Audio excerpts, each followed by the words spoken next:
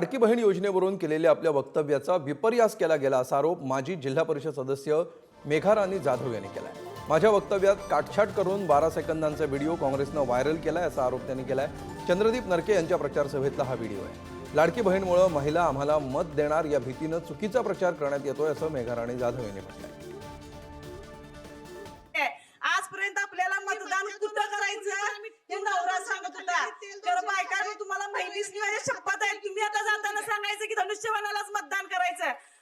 आणि जर का नाही केलं सा इकडे तिकडे काय कळालं त्यांनी 1500 दिल्यात तुमच्याकडे 3000 वसूल करणार सांगू शकतोय ना आपण। कारण महिला आम्ही जे ठरवतोय ते केल्याशिवाय राहत नाही।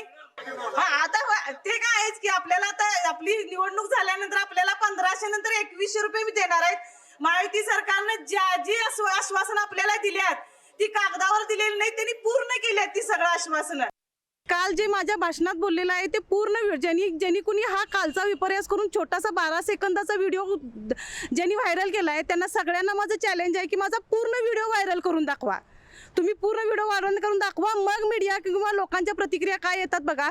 एवढासा क्लिप व्हायरल करून मी त्यामध्ये काय म्हटलेलं आहे की महिलांनी आतापर्यंत महिला सक्षम नव्हत्या, आता महायुतीच्या सरकारनं महिलांना असंख्य योजनांच्या माध्यमातून सक्षम करण्याचा प्रयत्न केला आहे आणि त्या सक्षम झालेल्या महिला आज निर्णय घेणार आहेत की मतदान कुणाला करायचं आहे। ह्या मी व्यवस्थित संदेश महिलांना देण्याचा प्रयत्न केला आहे। कार्यकर्त्यांनी माझ्यासारख्या सर्वसामान्य महिलेला खरोखर बदनाम करायचा प्रयत्न केला आहे।